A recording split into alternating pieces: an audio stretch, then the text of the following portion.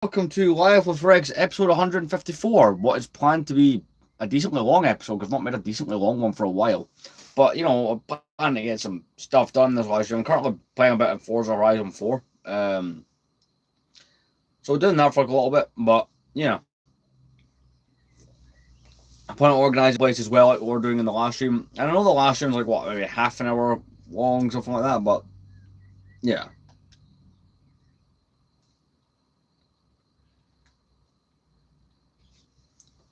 So that is pretty much the plan for the live.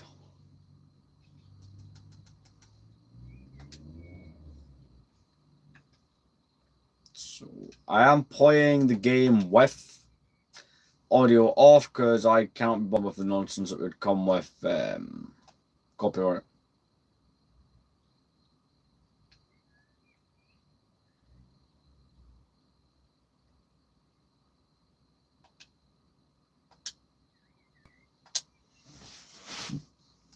Like, yeah, granted, I'll probably save the longer live for tomorrow, but honestly, all day at work, I've been itching to get another one of these done. I enjoy doing them. Not to mention, the channel is growing really well. Like, we're up nearly 40 subscribers since the 4,000 subscribers live stream, which is great. So, the plan is just to keep going. I don't basically, people were asking me, right, where my goal is with this. I kind of have a rough idea. Basically, I don't think I'm going to get past 5,500 subscribers for this year. We're almost halfway through the year. Now, granted, right, this year I've got like 2,040 subscribers, which is not too bad considering like what it was before that. So it's definitely going up. But the plan, kind of thinking about the way it's going, unless I suddenly do something that makes it go absolutely nuts, I think 5,500 to 6,000, somewhere that number is what we will end up with by the end of the year. That's what seems most likely, at least to me anyway. The phone is fully charged for the stream. My plan is I'm going to finish doing what I'm doing. This might take me like, I don't know, 10 minutes. And then from there, it's really just a case of I'm going to organize the place up a bit, and then I'm going to try and get to doing those shelves. Because I wanted to do the room tour made to make up for the fact that, hey, I wasn't able to do the Clone Army this year because I didn't grow it enough to, I didn't figure out like, a good layout for it. So, like, I think the most I'd maybe added was a few clones and a gunship, which, to some people, hey, that might be worth doing, but, like, in comparison to the goal and how insignificant it looked when I did like do a kind of trial setup of the clone army, it just didn't look right.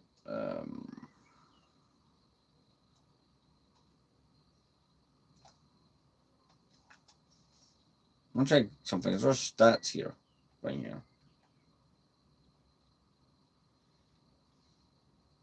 Yo,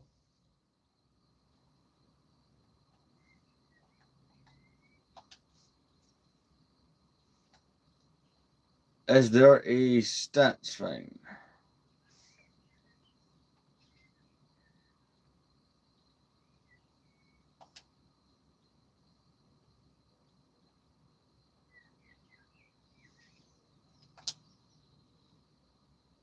No, I'm just concentrating on the game. Perhaps my concentration face might look a little sad. No, I'm just trying to find something in this game. Is there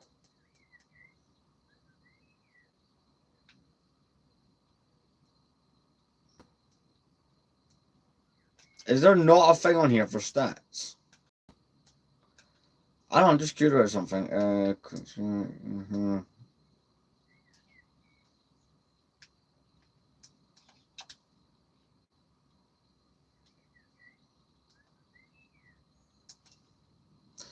Right, anyway, because I've never opened this page before in the game. I want to do the whole, like, tutorial thing.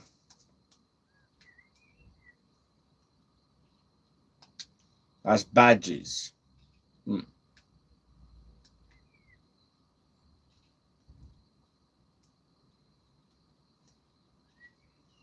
There we go, stats.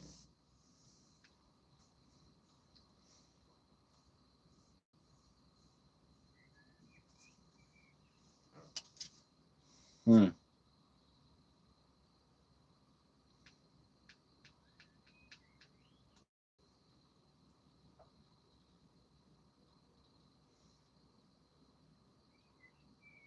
Mm.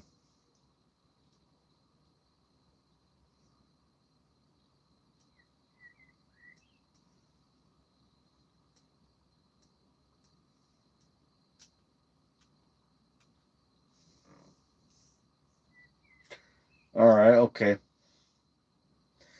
I'm just going through some things on the game Forza Horizon 4. I want the online auction bit for cars on that.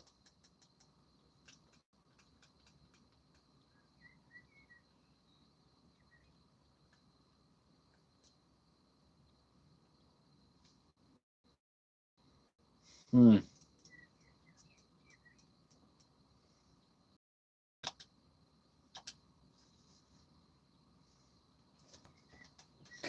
But yeah, I've got all planned for this. I've not really been able to do the longer lives for a while, which has been unfortunate. I just want to see the price of our car and stuff. Then we're gonna get into all the stuff I do want to do.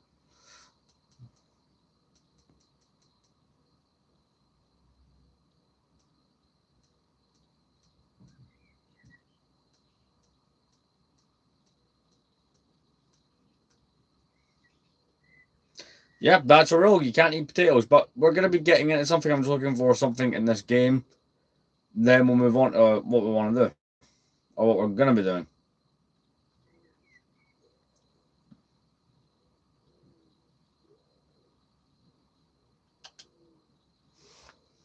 Oh, nice. Can I buy this? Oh, nice. I've saved up enough points. That's perfect.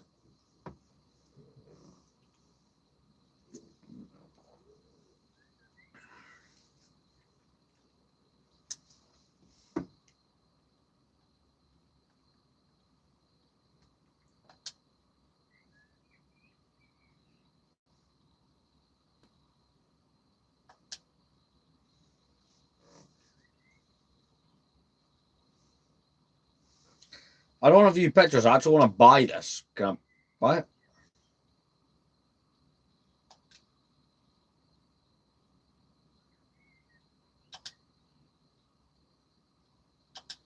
Yes, I'd like to buy the car.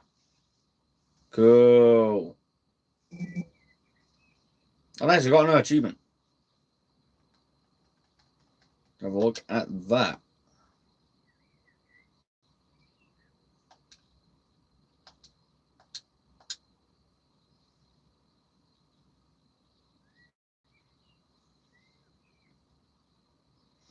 I'm gonna take the car for a quick drive around the map, like a certain part of the map, and the quicker bits, and go from there.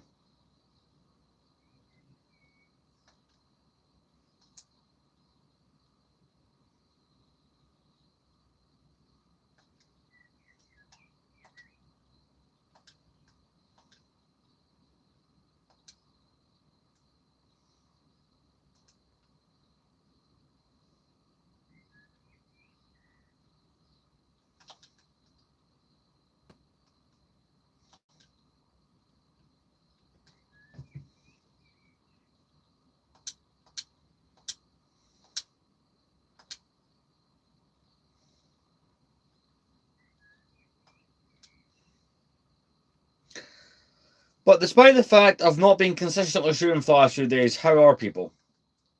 I will be tuning this car, but just not right now on stream.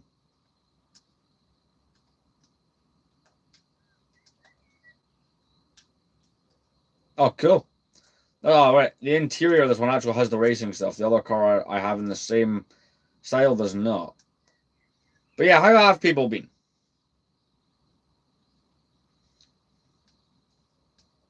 Whee! This is fun. Do you know what it was, right? I saw from a random YouTube video, right? And it was a guy comparing the map and parts of the map from Forza Horizon 4 to the real life basis, which is the city I come from. I was like, do you know what? After seeing the guy muck around with it, I mean, do you know what? I really want to try this myself. This looks fun. Do you know what? I was bang on about that. This game is well worth it.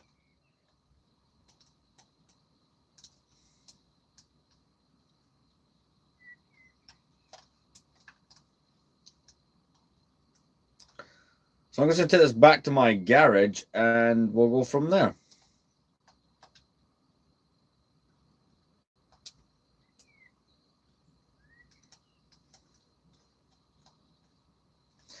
Yeah, yeah, that's all cool. Plus, this gives people time to joining. So I'll admit, I think that's one of the very few times, right, where I managed to get the live stream started a little bit earlier than, the actual start time. 'Cause it's nice to give people time to jump in, but the Lego and all that good stuff will be happening within the next 10 minutes. So anyone wondering on that, wonder no more. And I've just drifted down a hill. That's probably not a smart thing to do, but oh well. It's time travel. I'm going faster. Yeah. I do not yet qualify for that event. Okay, cool. I accidentally drove through like an event marker. But essentially, once I've sorted out the main stuff in the room that I've been meaning to get done, because again, I must have worked nearly 70 hours over the last 6 days, so I have not had the time.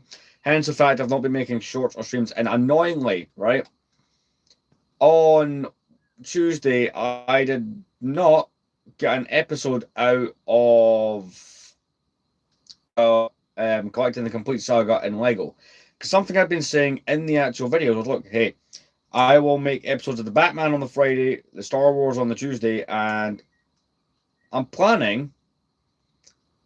I am planning to get the Batman. The Batman will come out tomorrow, like that, guarantee. I'm going to be editing it after the stream. And in fact, from what I did was about a week ago, I filmed all the episodes possible of all the figures that I have like not hadn't filmed yet for each series. So I had to catch up with the filming and stuff. Since then, one new figure has arrived for each, so I'm gonna have to get those filmed. And I'm thinking I need to get back to setting it up so that it's scheduled uploads and so that it's sorted. That's a goal. So like I said, I'll just drive this car back to the garage and we'll go from there.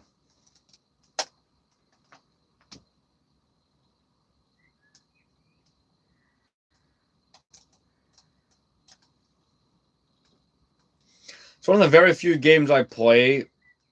One second. He doesn't live here or anywhere near me, so he only appears like every so often. So, like, see, before this month, the last time he appeared on anything was January. So, it's honestly like, yeah. It's unfortunately, I mean, for the people who wanted him here, unfortunately, it is just me for this live stream. But who knows? He may pop up in the comments. There's always a possibility. So, in the next 5 minutes, we'll start the Lego. People go like, just do it already. No, I'm doing a thing. That's funny. It's a whole thing that's going on.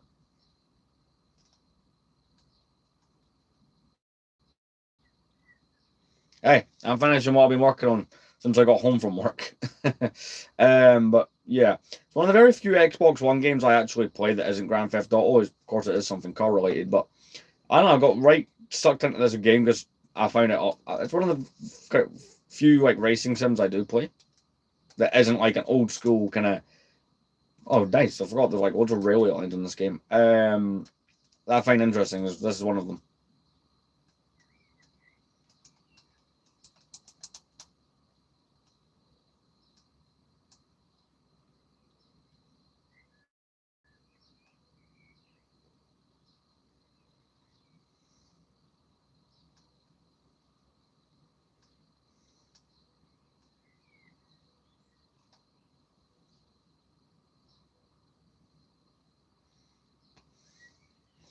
But yeah, how's everyone's Thursday been?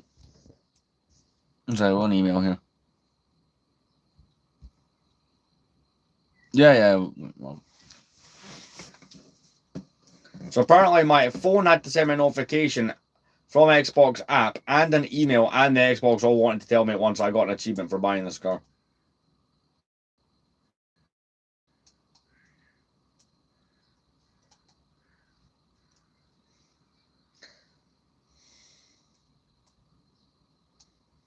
So I'm planning to try and get another build stream out in the next couple of weeks. Preferably with those two battle packs I didn't build during the 4,000 subscribers live build. That's the main thing I'm considering doing.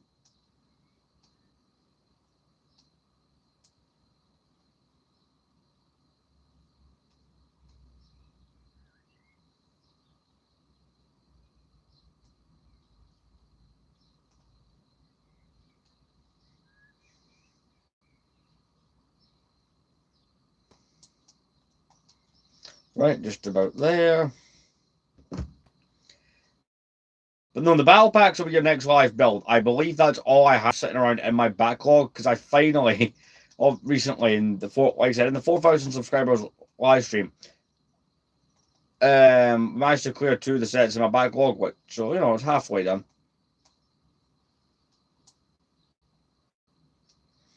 Yes, I'll just casually crash into the back of a Ford Transit van. That makes lots of sense.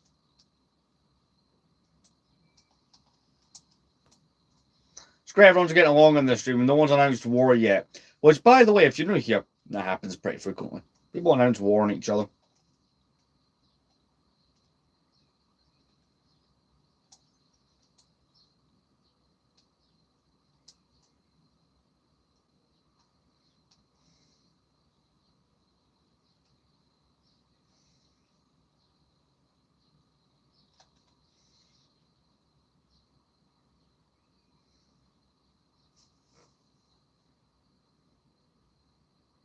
$15 million. I'm not buying that.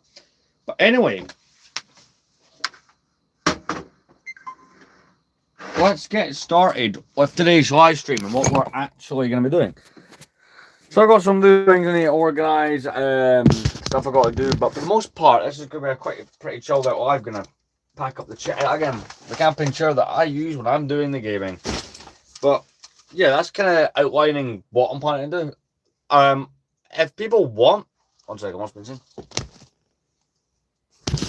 No, it's 17 minutes past 6 in the evening for me. But anyway, probably should just get started on getting some things done. But content has been slow the last few days, as we've said, probably the last week, because Terra left a week ago. And over the last week, I think I've streamed maybe once. So, not as much as I would like. I recently bought this to set things on, but I think I need to sand it down slightly.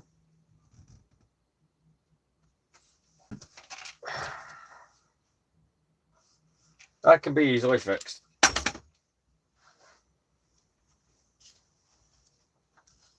I bought it to set like remotes and stuff on, and my glasses at night. It was kind of just an idea. What's being said here? What, in the morning for you?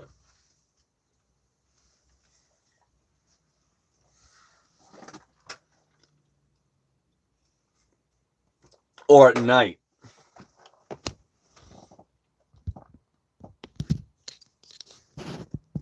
Huh, right. But yeah, my goal by the end of the weekend, so obviously we're on Friday, so we're on Sunday. We're on Thursday today. Why did that require so much effort to... Oh my god, that's ridiculous. The goal by Sunday, right, is to be at 4,050 subscribers, right, is where I want to be at. Which, I think is an achievable goal. Like, I don't know if it took me, 2 months to get from 3,000 to 4,000. I'm curious to know if a lot more content being produced and just go, if we can get ourselves up to 5,000 by, the halfway through July, right? That's my goal. Make the next big subscribe stream a nice summer stream. Why not? Place is all a bit of a mess because I'll admit I came home from work like idiotically late last night and just threw things on the floor and went straight to bed, as you do. Sometimes, if things keep going right the way that they have been, if I'm fortunate enough for that to continue the way it is, then I like to think next year, like December 2027, right? That would be my goal for 10k, roughly around then. Will that happen? Who's to say, right? I think my channel kind of got stagnant for many years, but the way that growth has been this year alone, if that continues, look, we're getting an average of 150,000 plus views a month on here, which was never happening before as well. All right, 100k. That's what 96,000 something. That's 95,900 something subscribers away, man. That's 10 years maybe I'll get that when the channel celebrates its 21st anniversary. Possibly. I mean, or maybe, who knows, maybe I go viral. I suppose maybe not knowing the answer to that makes it kind of more exciting in a way, you know what I mean? It's like, yeah, I could come up with an answer, I could come up with a reason as to why I think I hit it then, or now, or tomorrow, whatever, but no, it's more fun that way.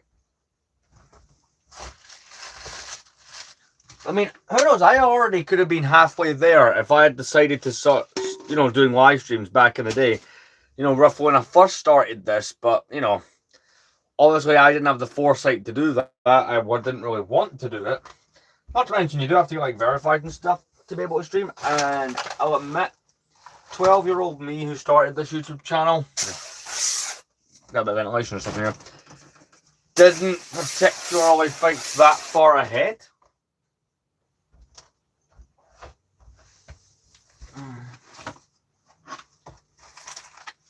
So, you know, there's those factors to consider.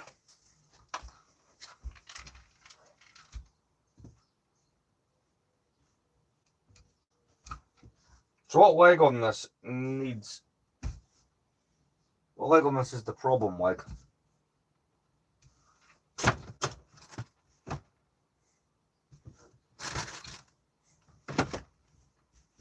There we go. So I can put remote on that. Problem solved. Yeah, we did a thing. That's exactly what this live stream was about.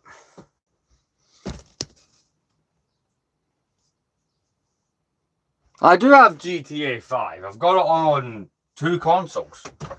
Got the Xbox 360 and Xbox One version of that game. Are you sure you don't mean 6?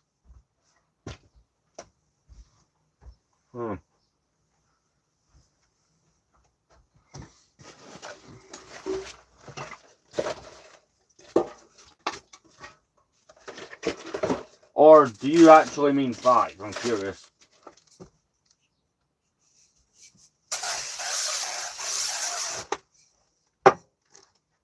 I was going to take the PS2 out the cabinet and get it hooked up again. Initially went in there because Terra Killer hooked up his PS5 while I was here. No, just no.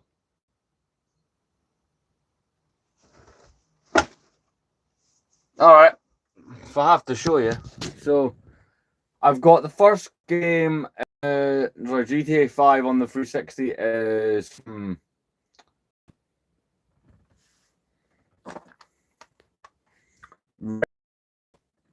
And on Xbox One, it's right there.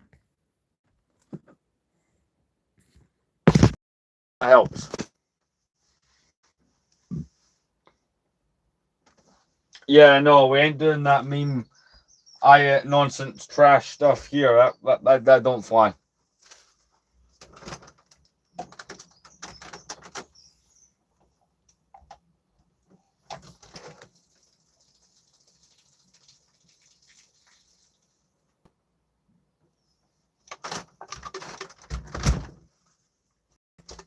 I don't. We ain't like that here.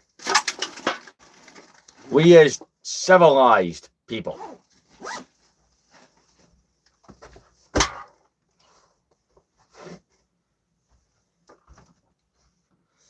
Got to deal with, like, I've got all these invotes from minifigures that arrived because I've got 2 new ones arrived over the last week. I finally got the Riddler for the Lego Batman series, and I got the Bounty Hunter Disguise Leia for the Complete Saga.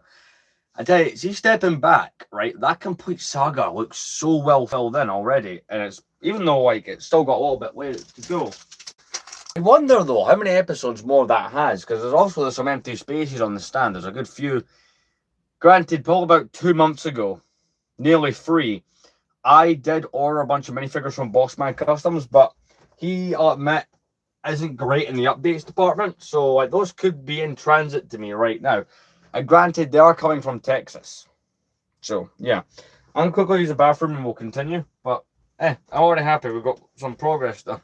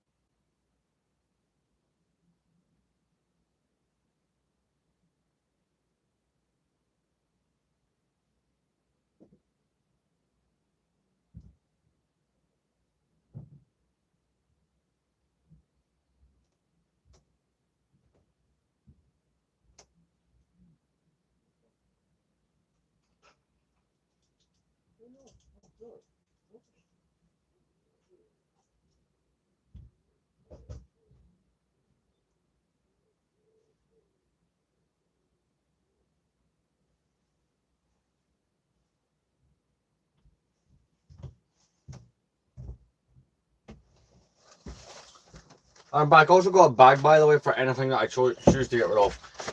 So yeah.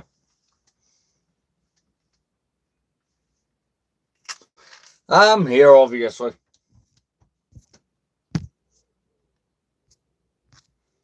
But what my plan is, basically, is just to go full on, like, we're halfway through the year nearly, right? The channel has done very well. But another way you can look at this, right, is it's got 2,000 subscribers within the first 6 months. So, who's to say that that isn't possible again?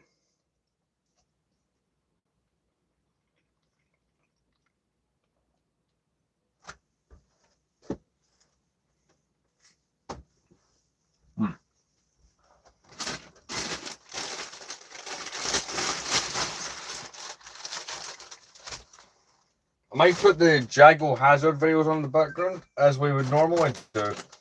Just, you know, because obviously for you, you get my voice, but for me, I get my voice and I can't bother.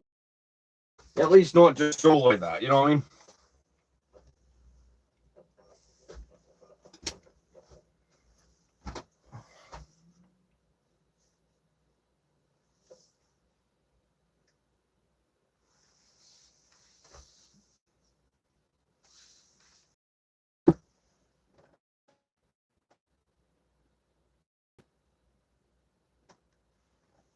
The screw I let in water.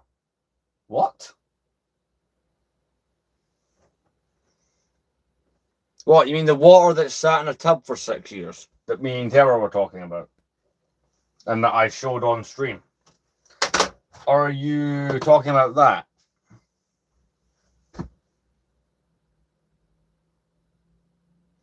Oh, there's no screws in that.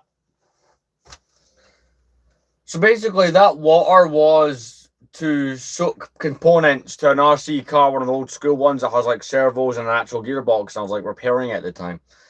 And I took the screws out, and for some reason I put the lid back on the water and left the water in a cupboard for 6 years. And at this point, it's probably a biological weapon of some sort. I'm not joking.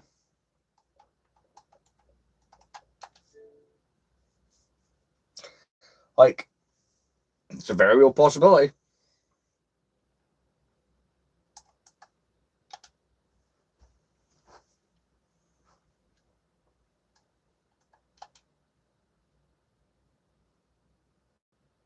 Walter White. Just clicking on the wall. Why would I be that stupid?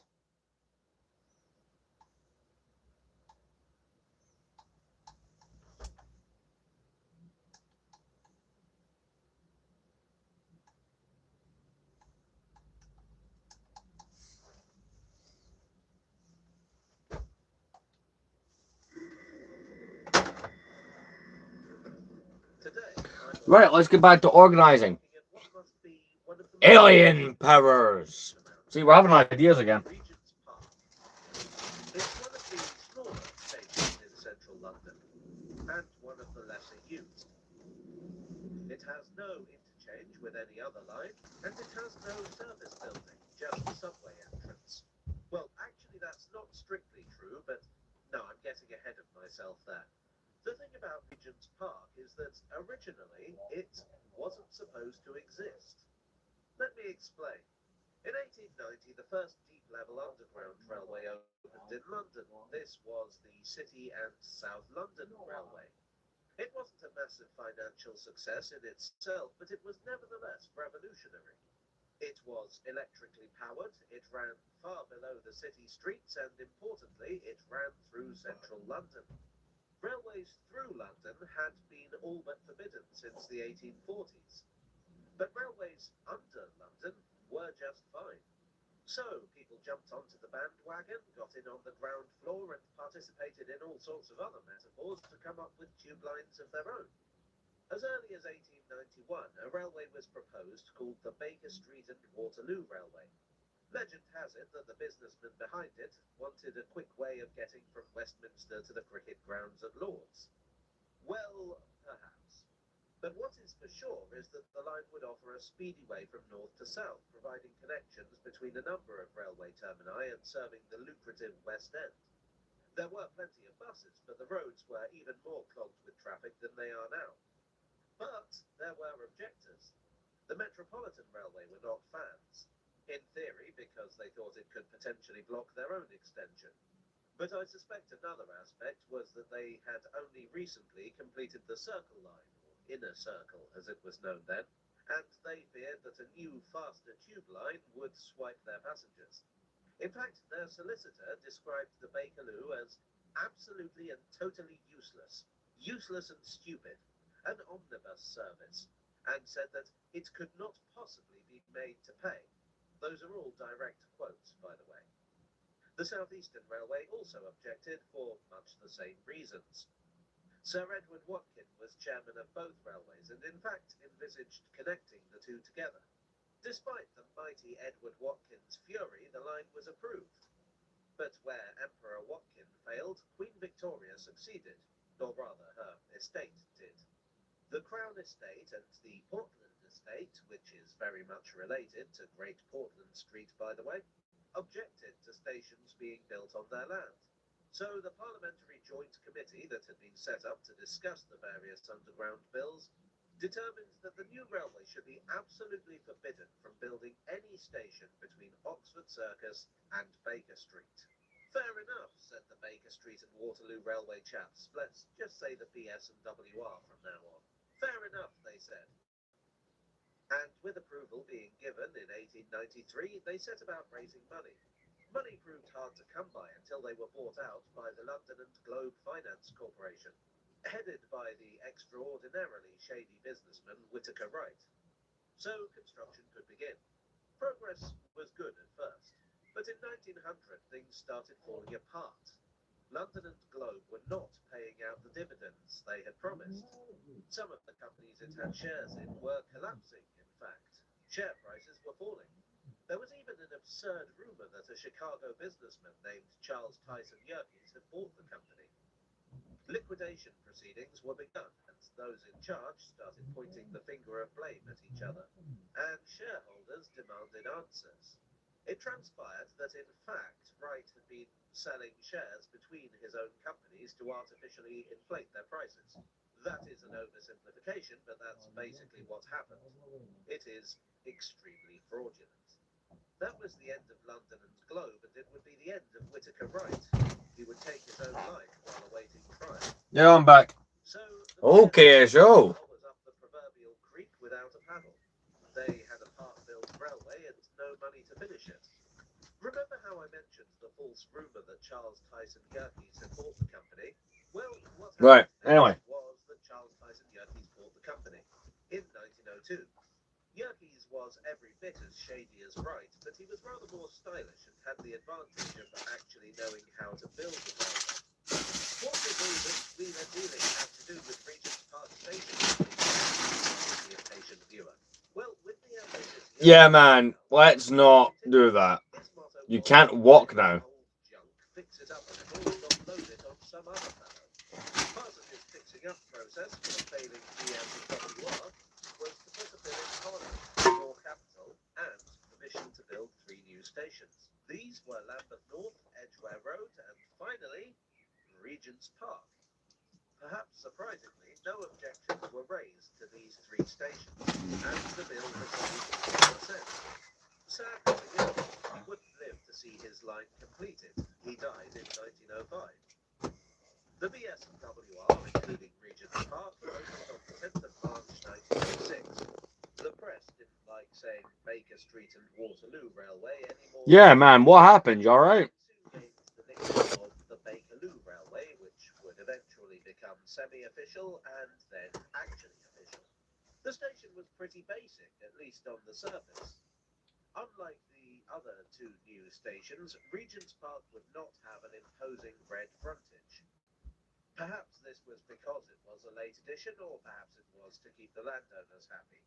The ticket office would be built below the surface, although the interior would be every bit as fancy as the other zone stations. Now, there was no ground frontage, but that's not to say that there was no service building. From the opposite side of the road, you can see that See you later, man. Sort of neoclassical follies in the Right. These are actually ventilation shafts for the tube.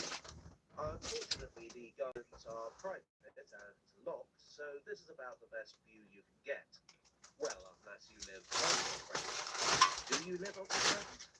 Drop me a line. I promise I won't steal the silver. The lines through the station are in a sort of double-decker formation, with the northbound line above the southbound. At platform level, the station is very typical of the Yerkes lines. Every station on the Bakerloo, as well as I'm thinking, right, about posting my Xbox Live username. We did. I did a special stream for it. Just over a week ago. Oh, right, I was saying.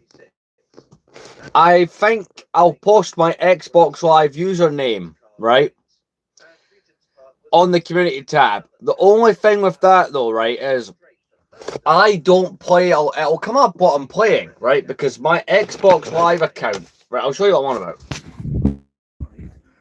So my Xbox Live account is signed into my Xbox One for the most part, right, but I do also have it on the 360.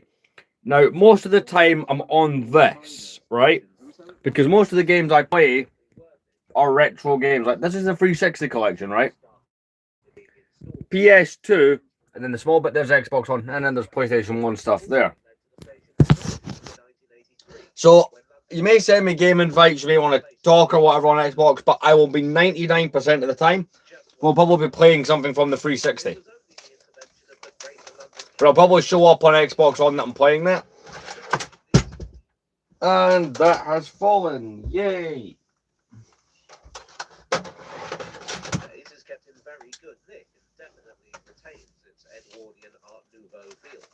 However, it is, at the time of writing, the second least used station in Zone 1. perhaps that's appropriate. After all, it wasn't even supposed to be there in the first place. Well, I hope you enjoyed this afterthought tale from the tube. If you did, please... That is true, but some of them feel off. If you're like me and you've played both, you notice it. Not to mention, I like buying the physical discs. I'm a collector that way. I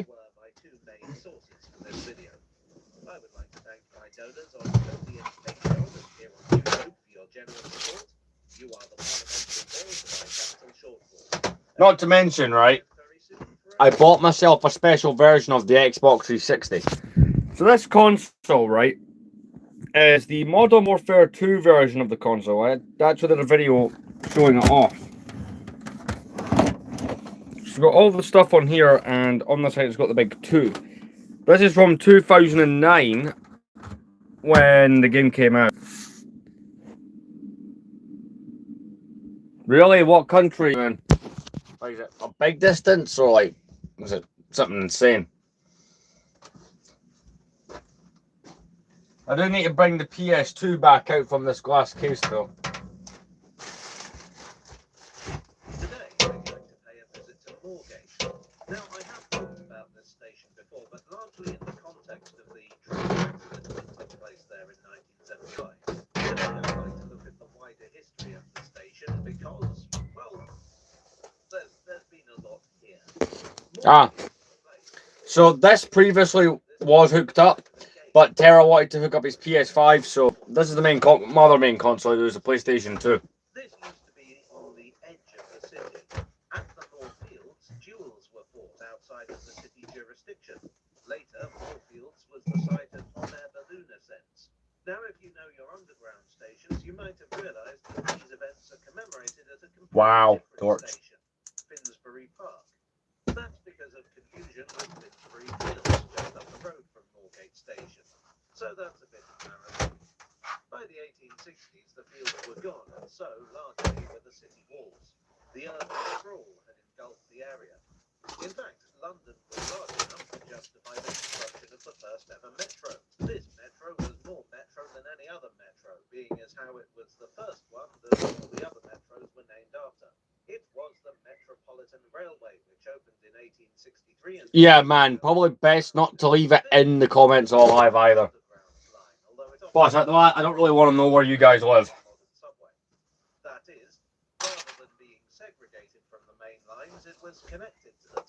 In fact, its real main reason for existing was to allow mainline companies to get access to the city, something that would be forbidden underground. The fact that the company even operated trains of its own was a complicated historic accident. More on that shortly. The company was evidently pretty confident in their prospects because they were making plans to extend to Moorgate. Yeah, I think you've mentioned that one before, man.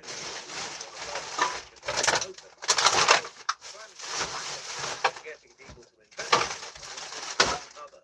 The confidence was not misplaced, as this relatively short line carried something in the region of 9.5 million passengers in its first year. Well, that's good in terms of investors. Much of the capital was to come from the main line railways that used the Metropolitan. One of these railways was the Great Western Railway, which ran into Paddington and supplied the rolling stock and operated the trains over the Met. Right, we're nearly done the pain in the butt organizational stuff. That if they were going to pay for this extension, they should own a share of it. The Met disagreed. The outcome was that the GWR stormed out, leaving the Met scrabbling for trains. They made a deal with the Great Northern Railway, then bought trains of their own. So the Moorgate extension had gone from something that was seen as fait accompli to a legally complicated proceeding. Still, it all worked out in the end. The extension was built and Moorgate What? opened on the 23rd of December 1865. Merry Christmas, Moorgate. The station back then was known as Moorgate and wouldn't gain its current name until 1924. That being said, it was certainly depicted on maps as Moorgate. Whichever way you look at it, I'm just going to say Moorgate for simplicity's sake. Are we cool with that? Cool. The station also looked rather different back then. These days it feels very underground, but back then it was beneath a train shed, not dissimilar to what they've got going on at Farringdon. But there was never a dull moment on the Metropolitan Railway, and work was already underway on expansion. Do they need to reorganize that? That's like the charging pad stuff. Too successful. They had sufficient passengers to justify running far more trains. We've been over this. That's not my real name. Not saying my name on here. The GWR, who didn't want to run anymore. And at the same time, other companies wanted to run more and more passenger goods trains over the Met. You're still wrong on that. Only so many slots in the timetable, so out on fares or fees, the Met built an extra pair of tracks from Farringdon to Moorgate, which arrived in 1866. These were commonly known as the widened lines. In the modern station, there's a terminating set of tracks that these days no passenger trains call at. Those are the widened lines. As the widened What do you mean is my name a name? That's a I'll get to that very later. rude question. Moorgate has never been one of the grand termini of London, but nevertheless, in 1874, Sir Edward Watkin called for a great hotel to be built on top of it. No one seems to have taken much notice of this.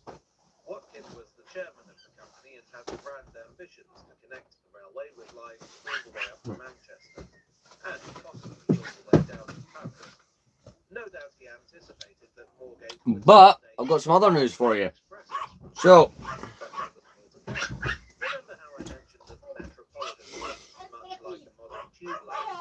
Well, honestly, what I said was the only people that have mentioned you has been other subscribers who just were curious about where you were. Like people like Potato God and stuff. Like that's literally it. Like no one dodges jumped in. deep tunnel rather than just below the surface like the Metropolitan. Suppose that is a good thing. The first tube line to be electrified. Initially, this had run from Stockwell in South London to King William Street in the city.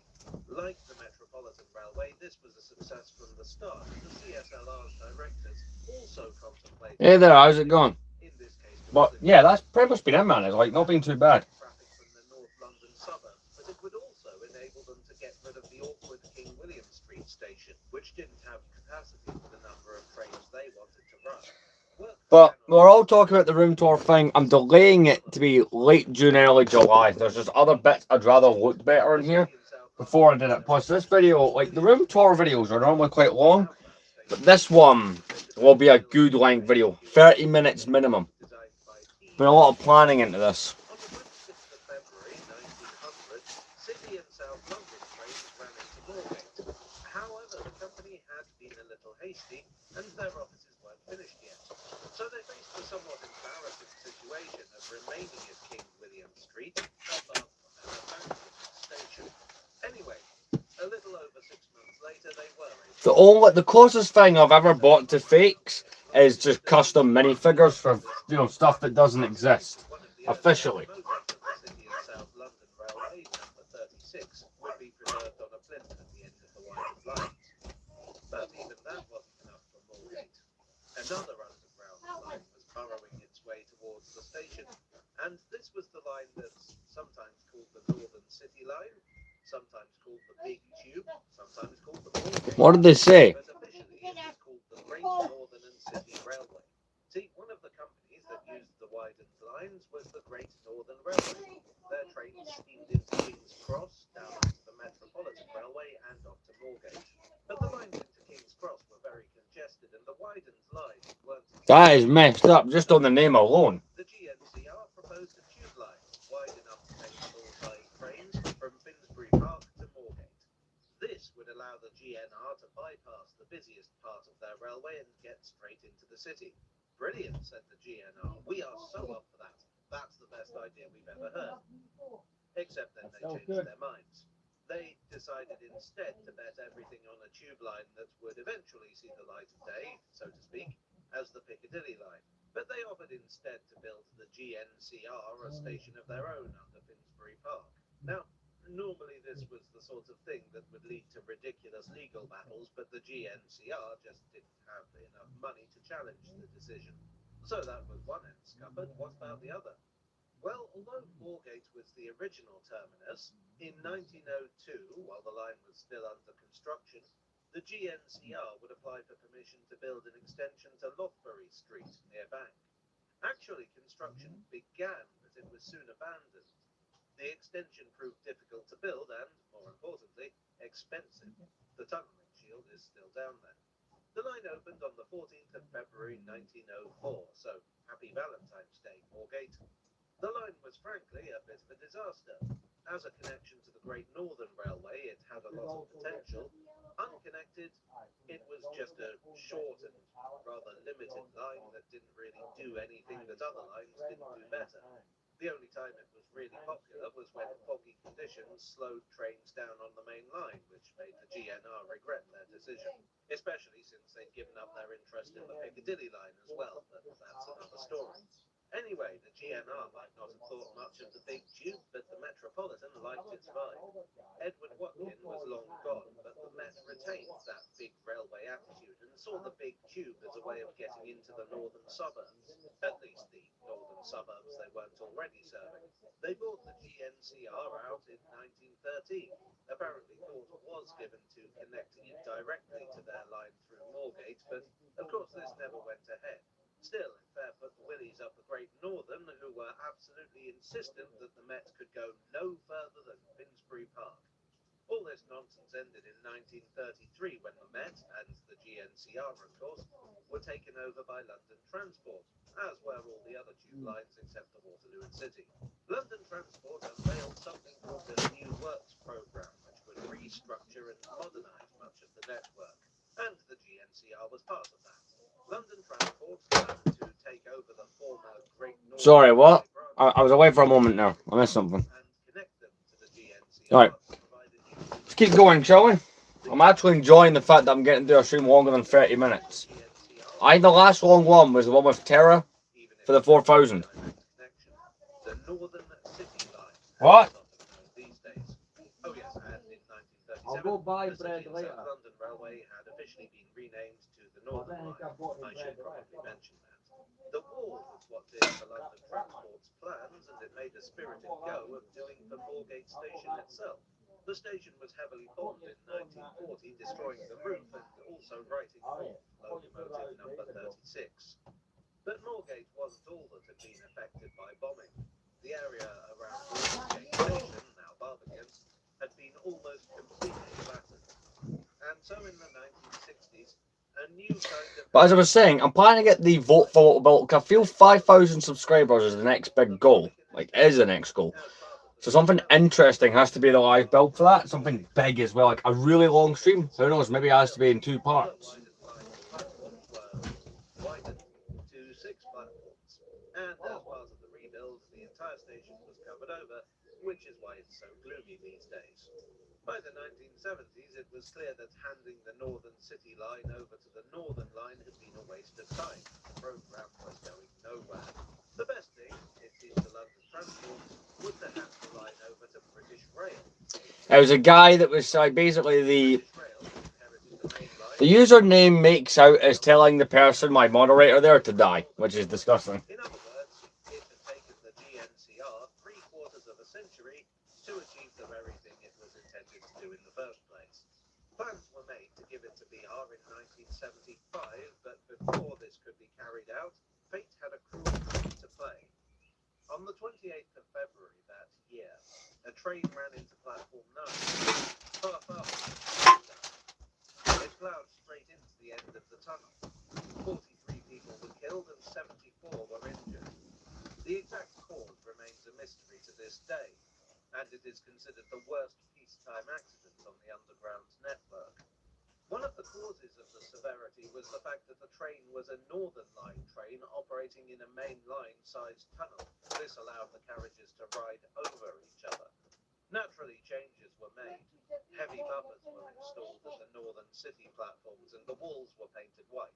And an innovation known as Moorgate Protection was introduced. This is a series of automatic checkpoints which, if a train passes them too quickly, cause the emergency brakes to be applied. Despite the tragedy, the handover went ahead and British Rail began operating into the Northern City lines from August 1976. In 1988, the widened line's platforms gained a new service. Thameslink was a railway intended to use the abandoned Snow Hill Tunnel from Blackfriars to Farringdon and the widened lines to provide a north-south cross-city train. And so Moorgate became one of the Thameslink terminals. That lasted until 2009. 1 second, that chairs caught the door. The trains were to be extended to have 12 coaches. So here's the plan I was on about, right? Tomorrow morning you have Lego Batman collecting those series. I think it's episode 3 that I've got coming out for that. So stay tuned for that. I'll be editing it after the stream. In 2013, now disused platforms gained these diamond-shaped signs for the 150th anniversary of the Tube network.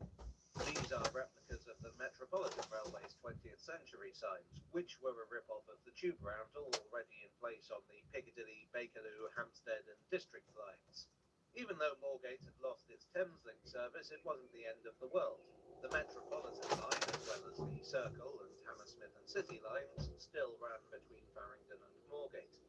And in 2022, yet another line arrived, the Elizabeth line. Moorgate had another rebuild, including a new entrance to accommodate the new. The new entrance was designed by Wilkinson ARR. Now, A lot of you guys were asking me, right, how, in the last stream, how do I pick what the hell I'm playing with all those games? Random number generator usually ends up picking it, so that's what we're doing after the stream for a little while. there's a similar situation with the Elizabeth line station at Farringdon, which also serves Barbican.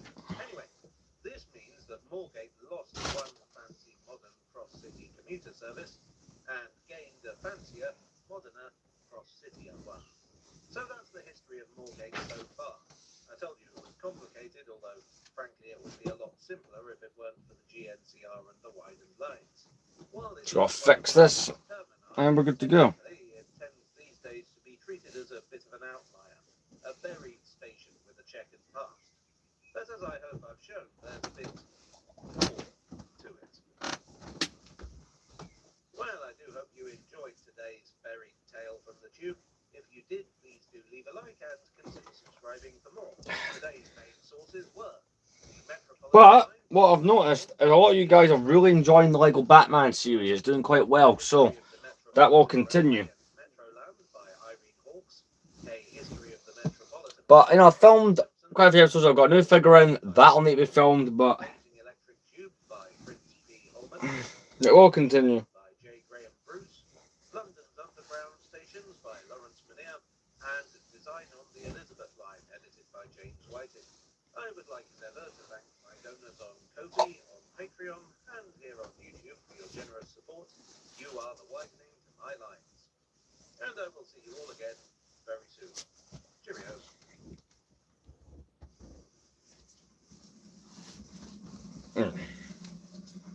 The hell is wrong with this?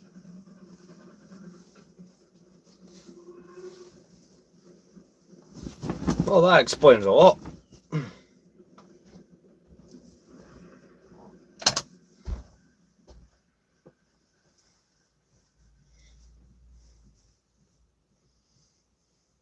St Pancras has a complex history. These days, it's perhaps the most distinctive station in London, despite a lot of competition. It's been threatened with destruction many times, yet it always seems to cheat fate. Let's take a deep dive into the history of this most majestic of London's termini. It all started with a company called the Midland Railway. This company was formed in 1844 from an amalgamation of... There we go. Yes, the Midlands. This was the era when the British railway network started coming together. Masterminding the amalgamation was George Hudson, whose legacy is, shall we say, mixed. He was an entrepreneur and a member of Parliament responsible for the creation of an enormous amount of the British railway network. He was also Just gotta fix this top bit and we're golden. His downfall came in 1849 and John Ellis took over as chairman. So I'm trying to figure out the way that we're going to go about doing these Lego shelves, or if I'm going to save these for the next stream. One thing they didn't have was a connection to London, one of the biggest markets. Do you know what? That might just be the way we do it. Initially, they struck a deal with the London and North Western Railway, who had the line into Euston to get to London over their metals. Then the Great Northern Railway opened their station at King's Cross, and from 1858, the Midlands started sending their trains that way. Now, there were a few problems with this. Firstly, while the Great Northern was a quicker route, they charged a fortune to send coal over their line. One moment. There we go, perfect. So, looking at the shelves, I think I need to buy something to make this easier. So there's a bunch of parts that do need reorganizing and stuff, and I would probably be better buying the resealable bags. So, yeah. But hey, we got some stuff done. I'm happy. So, look, I'll see you guys in the next stream. I think that's just what we're best doing, so I can pick those up and I'll make this organizing thing 10 times easier. Plus, I don't want to go for a shirt sweating. See this there, me. But I'll see you guys in tomorrow's stream. Thank you very much for watching.